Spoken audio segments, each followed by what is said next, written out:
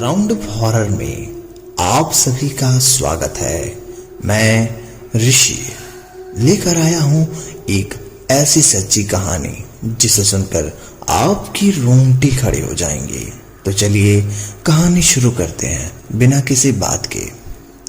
एक बार की बात है, कुछ अंग्रेज शिकारी भारत में किसी जंगल पे शिकार पर गए थे। उस जंगल के बाहर एक डाक बंगला था, पर उससे पहले ही कोई वहां बड़ा अंग्रेज अधिकारी आकर ठहरा हुआ था। अस्तु अंग्रेज शिकारियों को जंगल के बीच बने एक पुराने डाक बंगले में रुकना पड़ा। इस डाक बंगले का रखवाला अपने परिवार के साथ रहता था और डाक बंगले की रुकने वाले की सेवा करता था। इस रखवाले के परिवार में उसकी बीवी तथा 14-15 साल की उम्र की एक लड़की मात्र थी। एक शाम जब अंग्रेज शिकारी शिकार करके वापस डाक बंगले पर आए तो नहा धोकर पीने बैठ गए। पीने के बाद उन्हें इतनी चढ़ गई कि वे लोग पूरी तरह से बहक गए और उस रखवाले की गोली मार दी और उसकी बीवी तथा उसकी बच्ची को नोच डाले। इन पापियों को नशे में कुछ भी पता नहीं चला और नोचने के बाद उन दोनों को भी गोलियों से भून डाला और तीनों की लाश डाक बंगले के पीछे को दफना दिया। यह बात आई गई रह गई। अंग्रेजों ने फिर कुछ दिनों के बाद वहां कैलाश नामक एक नया सेवक रख दिया। किसी को कुछ भी पता नहीं चला कि इस पुराने डाक बंगले में उसका सेवक और उसका परिवार कहां चला गया। एक बार की बात है कि नया सेवक कैलाश रात को गेट बंद करके सोया हुआ था। तभी अचानक उसकी नींद खुल गई क्योंकि उसे लगा कि कोई दरवाजे पर रो रहा है। उसने एक हाथ में लाठी उठाया और दूसरे में चिराग दरवाजे के आकर हाँ लगाया। कौन है? इतनी रात गए कौन दरवाजे पर रो रहा है? उसने देखा कि किशोरी दरवाजे पर बैठी हुई रो रही थी। कैलाश उस किशोरी के पास गया और उसके सिर पर हाथ रखते हुए कहा, बेटी रो मत, अंदर चल। फिर इस किशोरी के अंदर आने पर कैलाश ने उसे पीने के लिए पानी लाया। आगे बढ़ते हुए पूछा, बेटी तुम कौन हो और इतनी रात को अकेले इस जंगल में क्यों भटक रही हो? कैलाश की इतनी बात सुनते ही वह किशोरी इतने तेज फपक पड़ी। कुछ समय तक तेज तेज रोने के बाद वह थोड़ा शांत हुई और कैलाश को बताई कि वह एक डाक बंगले में पहले सेवक की पुत्री है। फिर उसने यह भी बताया कि 4-5 शिकारियों ने उसके पिता को मार डाला और उसके बाद उसकी तथा उसकी माँ की आबरू को नोच डाला और कैसे उसकी माँ तथा उसको गोलियों से भूनने के बाद डाक बंगले के पीछे दफना दिया। उस किशोरी की इतनी बात सुनते ही कैलाश पूरी तरह से सहम गया, पर निडरता दिखाते हुए पूछा कि ऐसे कैसे हो सकता है? अगर तुम मर गई है तो मेरे सामने कैसे बैठी है? कैलाश की यह बात सुनते ही वह लड़की अचानक से गायब हो गई और कैलाश को कुछ समझ पाए इससे पहले ही वह कमरे की दीवार पर उल्टा लटकती हुई नजर आई। कैलाश यह नजारा देखकर पूरी तरह से सहम गया।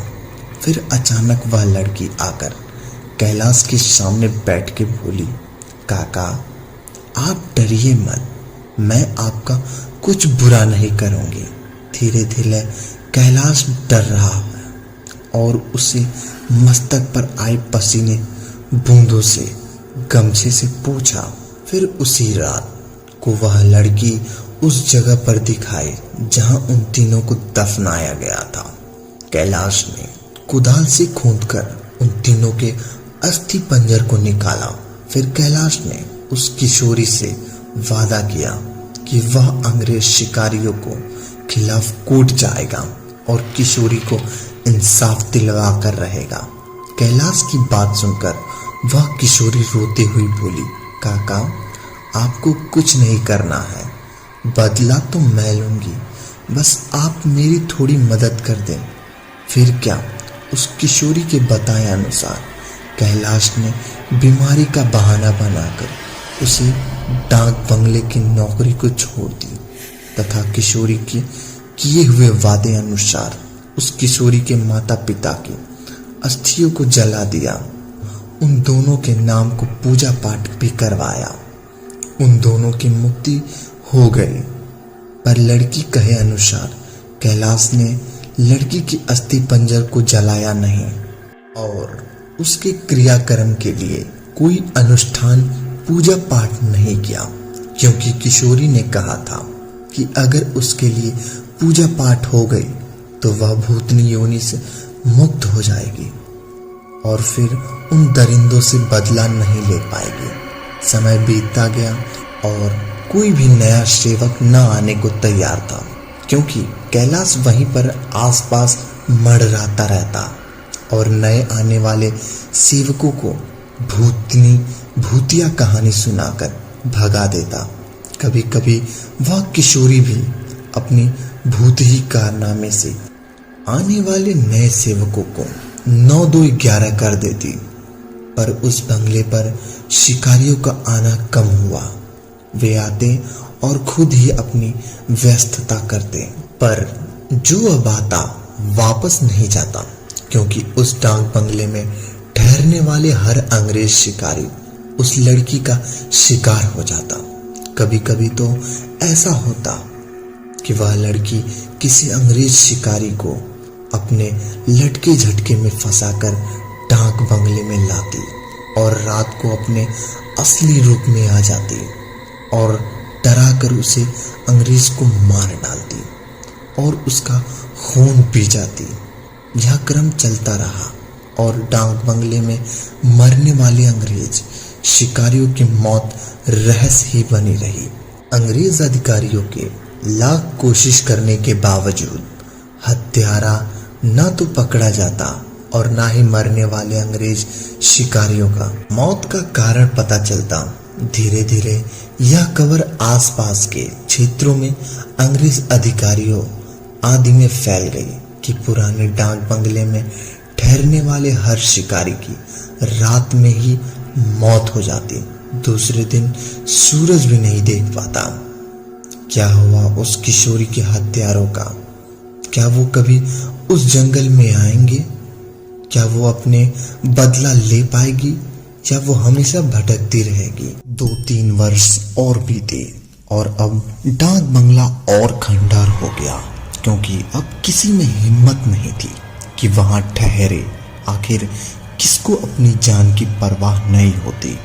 पर अब किशोरी भूतनी को अब युवती बन गई थी। उसी डाक बंगले में रहकर अपने हत्यारों का इंतजार करती। दिन में उधर आने जाने वाले लोगों को उसका एहसास होता, क्योंकि वह बराबर रोती रहती पर किसी को दिखाई नहीं देती। एक बार की बात है कि वह युवा भूतनी उस जंगल में रह रहे एक युवा भूत तथा युवा भूतनी संपर्क में आई। ये दोनों आदिवासी थे और जंगल में लकड़ी काटते समय किसी अंग्रेज शिकारी का शिकार बन गए थे। युवा भूतनी उन दोनों को लेकर शहर की ओर निकल गई। युवा भूतनी उन दोनों भूत भूतनी के साथ शहर शहर घूमकर अपने हत्यारों का तलाश कर रही थी। 2-3 दिन की मेहनत के बाद वह अपने हत्यारों को पहचान ली। एक दिन वह शाम के समय बहुत ही खूबसूरत युवती बनकर उनमें से एक हत्यारे अंग्रेज के शिकारी के घर पर गई। घर पर उस अंग्रेज के सिवा कोई नहीं था। सुंदरता में फंसा लिया। रूप लुभावन तो अच्छों को फंसाते देर नहीं लगती। योजना के अनुसार वह दूसरे दिन भी उस अंग्रेज से मिली। फिर उस पूरी तरह से विश्वास में लेने के बाद एक दिन कहे कि क्यों ना हम लोग शिकार पर चले। अंग्रेज ने कहा, अच्छी बात है, मेरे कुछ मित्र शिकारी भी हैं, उन्हें लेकर चलते हैं।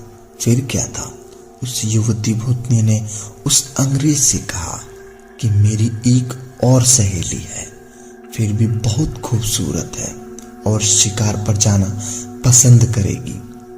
फिर दूसरे दिन युवती भूतनी ने अपने साथ आए हुए दूसरे युवा भूतनी से उस अंग्रेज शिकारी को मिलवाया। अब तो अंग्रेज पूरी तरह से उस भूतनी के माया जाल के रूप में फंस चुका था। एक दिन सुबह सुबह वह अपने पुराने दोस्तों के साथ जंगल की ओर निकल पड़ा। दिन भर शिकार करते रहे और खूब मौज मस्ती भी। शाम को आई अंग्रेज शिकारियों ने कहा कि अब सूर्य ढलने लगा है, क्यों ना हम लोग वापस शहर की ओर लौट चले। अंग्रेज की बात सुनकर उस युवा भूतनी ने कहा, नाना, आज रात हम लोग यहीं ठहर कर जंगल में आनंद उठाते हैं। पर एक अंग्रेज शिकारी ने कहा कि हमने तो पहले से डाक बंगला बुक नहीं किया है, ठहरेंगे कहाँ। फिर क्या था, वह युवा भूतनी मुस्कुराई और बोली कि इस जंगल में दूसरी ओर मेरे मित्र आदिवासी कुटिया में हैं, हम वहीं रात में बिताएंगे, खूब मौज मस्ती करेंगे। हुआ यूं कि उस युवा भूतनी के योजना के अनुसार देखते ही देखते उसके मित्र युवा भूत ने एक मड़ई तैयार कर ली थी। उसने ऐशो आराम की सारी चीजें भी ला दी थी। उन दोनों युवा भूतनी के साथ ये अंग्रेज उस मड़ई में पहुंचे। इन अंग्रेज शिकारियों को उस मड़ई की दशा देखकर अजीब लगा, क्योंकि उस मड़ई में महलों से बड़े होटल जैसी व्यवस्था थी। रात को पार्टी शुरू हुई तथा अंग्रेज अधिकारियों की सिट्टी पिट्टी गुम होना गई, क्योंकि पहले तो उन दोनों युवा भूतनी, जो देखने में बहुत खूबसूरत लग रही थी, अचानक बहुत ही डरावनी रूप बना ली। ऐसा रूप जिसे देखते ही अच्छों की पैंट गीली हो जाए। फिर क्या था, उन भूतनियों ने ग्लास में खून भरकर लाकर उन अंग्रेजों को पिलाना शुरू कर दिया। किसी अंग्रेज की हिम्मत ही नहीं थी कि वह ना करे, क्योंकि सब के सब पूरी तरह से डरे हुए थे और कांप रहे थे। अचानक आदिवासी युवा की विकराल रूप आ गया और अचानक उछलकर पास के एक मोटी पेड़ की शाखा की उछलकर इतना जोर से खींचा कि चर से आवाज के साथ मोटी शाखा टूट गई। उसके बाद वह विकराल भूत उन अंग्रेजों शिकारियों में से एक पकड़कर पैर के नीचे दबाकर देखते देखते चीर दिया और उनके खून को पीने लगा। उसका खून पीता देख दोनों भूतनियों ने भी लंबी लंबी विकराल जीभ निकालते हुए खून पीने के साथ देने लगी और साथ ही अपने बड़े बड़े नाखूनों से उसके शरीर की जगह जगह चीरने लगी। उस युवा भूतनी ने तो इतना भयानक आवाज निकालते हुए दौड़कर एक दूसरे अंग्रेज के पास पहुंची और उसकी आंख में अपने विकराल भयावह भाले जैसे नखों से डालकर उसकी दोनों आंखें निकालकर खा गई। इसके बाद उन तीनों भूतनियों ने एक एक करके अंग्रेज शिकारियों को मार डाला। दूसरे दिन उन अंग्रेजों की खोज में गए अधिकारियों को उनकी वैसी ही विभत्स लाशें मिली, जो देखने में बहुत ही भयावह लग रही थी। ऐसे नोच कर खाया गया कि लगता था किसी मनुष्य या जानवर का काम ही होगा।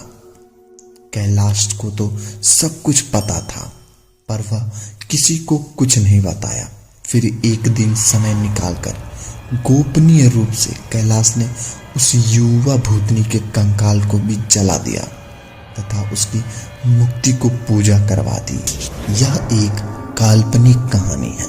तो दोस्तों, मिलते हैं फिर एक और नई कहानी के साथ। तब तक के लिए धन्यवाद। अगर वीडियो पसंद आई हो तो वीडियो को लाइक करिए और चैनल को सब्सक्राइब करिए ताकि हमारी आने वाली वीडियो सबसे पहले आप तक पहुंचे।